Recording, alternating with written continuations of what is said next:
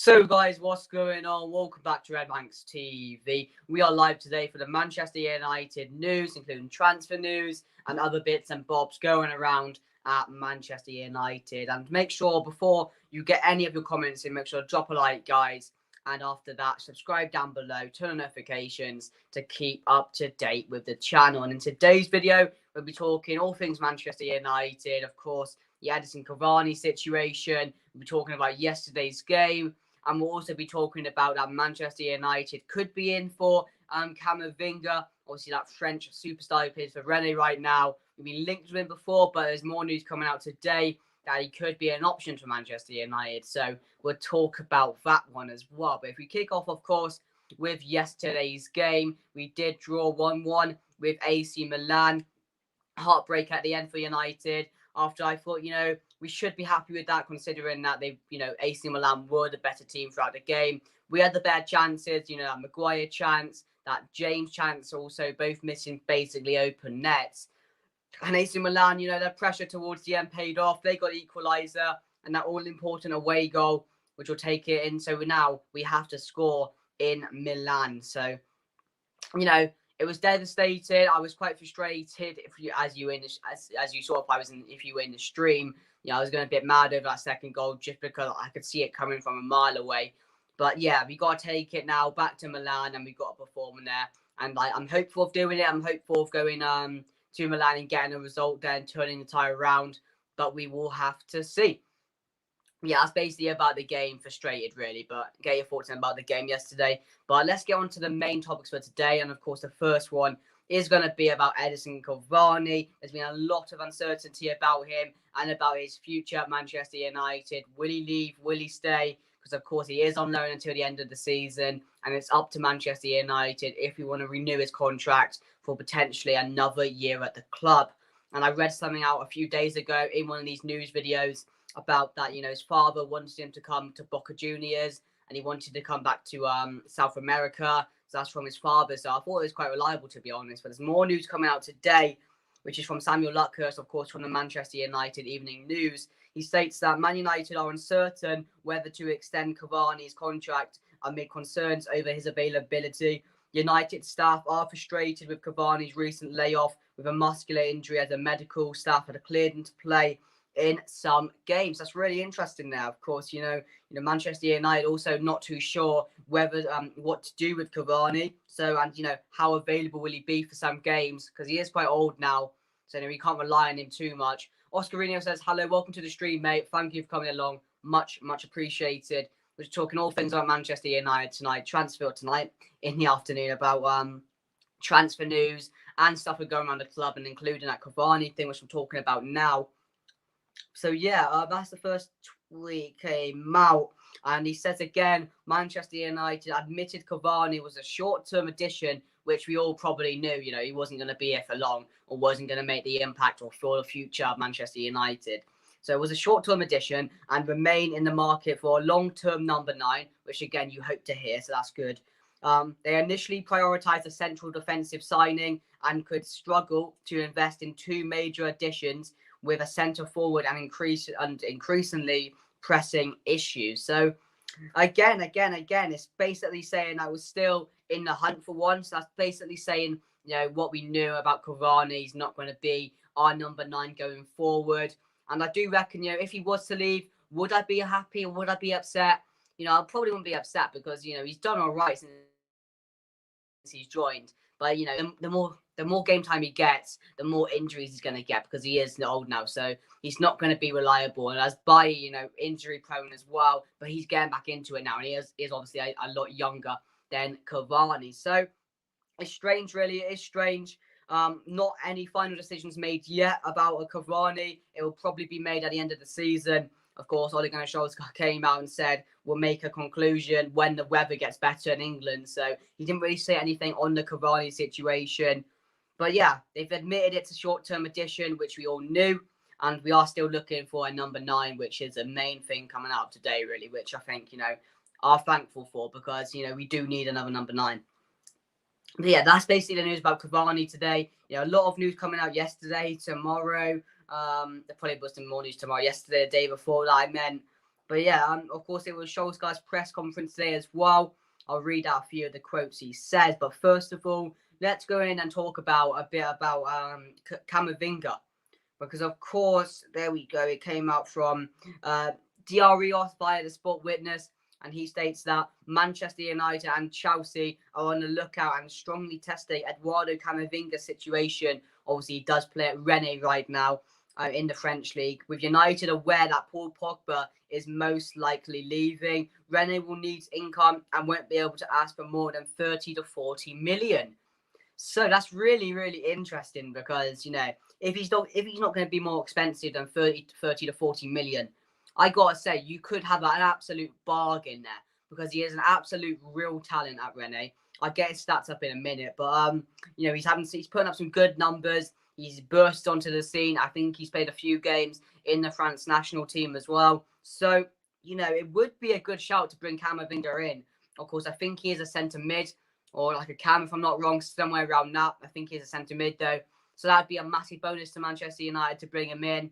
I mean, 30 to 40 million for him. You know, if we're paying that for Donny on a beak, who's not even going to be on the bench, you know, will Camavinga fall into the same situation where he doesn't get game time because Bruno and Pogba, McTominay will be ahead of him and all that. So that'll be interesting to see. But yeah, Man United and Chelsea reportedly fighting out for his signature. So it will be, you know, up to them two clubs if we do end up going in for him. But yeah, get your thoughts in on Camavinga, because I do think, you know, he's a top talent, of course. I'm not going to say he isn't.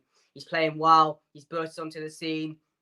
But, you know, is it too early to think to bring him in to Manchester United? Because coming to Manchester United, you're expected to do well. You're expected to, you know, live up to that hype you have.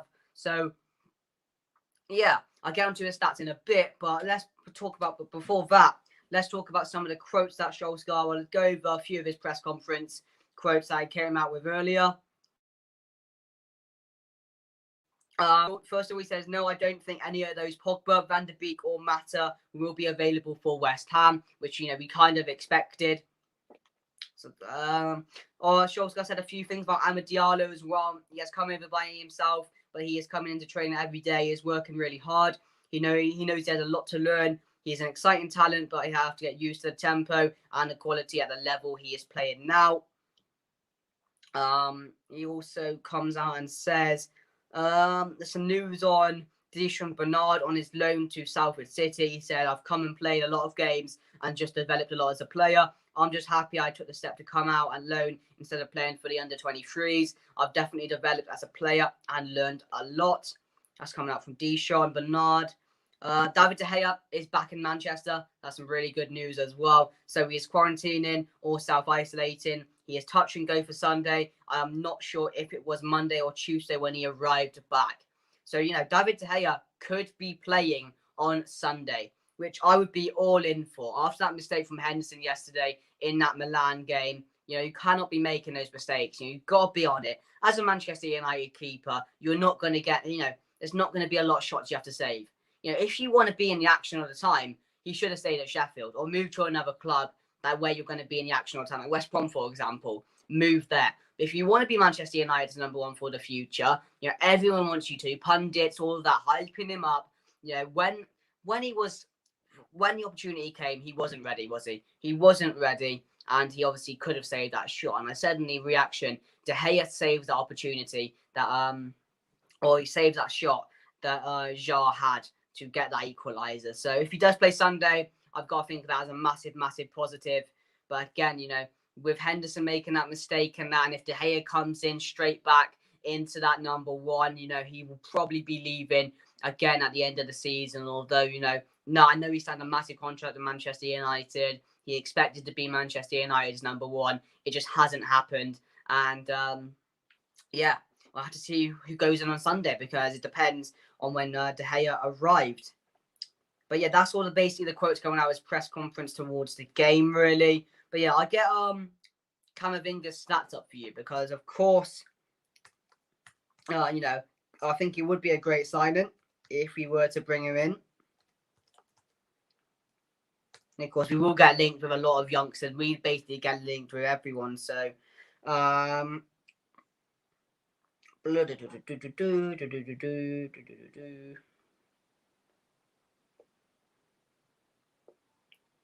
let's go on to his stats. Let's have a look at his stats for Rennes this season and last season. Oh, okay. I did not expect that. In Ligue 1, he's played 26 games, 1 goal, 1 assist. I thought it was a bit better than that. I'm not going to lie. I thought it was a bit better than that. Has he been injured then? Has he not been playing for Rennes? Has he not been playing for Rennes?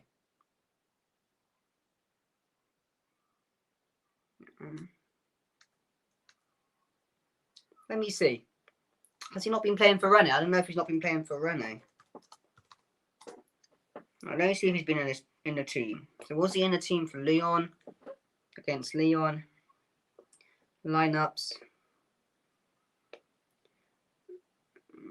No, he wasn't in the team against Lyon. Was he in the team against Montpellier? No, he wasn't. So yeah, I think he's basically injured. So, I was going to be like, wow, I thought Camavinga would have put up better numbers than that. But yeah, he has been injured. But yeah, he's got 26 games, 1 goal in Ligue 1.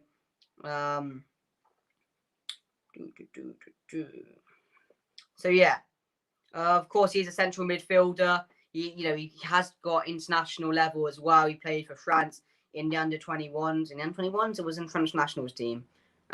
Yeah, so I don't know. Of course, if he's injured right now, then I would leave it and wait till it's an opportunity for him. Give him another year or so, and then I do think it would be a good time to bring him in. So yeah, Camavinga, top talent. Will I bring him in? Yes. We have to be patient with it, though, in my opinion. We've got to be patient. Wait till he makes that. Wait till he has a full season under him. Wait till he gets going again and firing, and hopefully, hopefully by next year we will still be linked with him and hoping to bring him in. So yeah, of course his weaknesses, doesn't really have any weaknesses on here. Strengths, gets fouled often, which is good. So a sort of Dan James player. Almuro Henderson says Sterling is in the pocket of Wan-Bissaka. Sorry for my bad English. I'm from España. No worries, mate. No worries. That was perfect, mate. That was perfect. Don't worry. So yeah, Camavinga gets fouled often. So as I said, like a sort of Dan James caliber player. Likes to tackle, which is good. Commits fouls often. So basically like a bit of a Diallo as well. Getting in a foul. Likes to be like a bit rough. Likes to have a lot of aggression. Yeah, but of course, normally gets a 6.8, 6.3. Yeah, normally 6 to 7 rating each game he plays. Yeah, 20 apps, 1 goal for Rennes. But yeah, that's Camavinga, guys. Not too much on him yet. He's just becoming a good player for Rennes. He's becoming stronger now. I think he's injured at the moment. So yeah, I mean, tell me what you guys think. Would you bring in Camavinga at Manchester United? That's really interesting. But yeah, that's basically all the news for today, guys. We have some Cavani news, of course. We've just been going through. Of course, you got the Camavinga news, but normally on a Friday, not much news comes out. But about that Milan game, of course, it probably does hint about Ole Gunnar Solskjaer. Again, bottling another game because of his tactics. People say he doesn't have tactics, but what he did yesterday, is criminal. Bringing on two defenders, going 5 at the back, and trying to hold on to a 1-0 is never good. I was watching Goldbridge stream and he said, it's not like 2002. It's not 2004 anymore where you could do that. Even Mourinho at the moment struggles to win games where he sits back. And he used to be the master of it. So it just proves it doesn't work anymore. But yeah, they're basically his stats at the moment. His XA 0.5, SCA 32, GCA 3 in League 1. XG is 1.2 and then 0.1 in the Champions League. So yeah, assists 0.5 per 90. Shot creating actions 2.25 .90. Passes attempted 58.93 per 90. Progressive carry, 6.39 per 90. Progressive passes, 3.65 per 90. Tackles, 3.87. So he is a good tackler. Aerials, one. I'm not expecting to win aerials. Touches, 1.17 per 90. Dribbles completed, 1.89 per 90. So they're basically the stats, guys. But yeah, I'm going to end the video here, guys. Thank you for all hanging out here for the news, and thank you for your guys' comments. I will see you guys for a preview tomorrow, and maybe there won't be a news video tomorrow, but there will be a watch along on Sunday, and also a reaction video on Sunday. Make sure you guys do drop a like on the video, leave your thoughts and predictions for the weekend's game in the comments, and I hope you guys have a good day. Thank you for watching.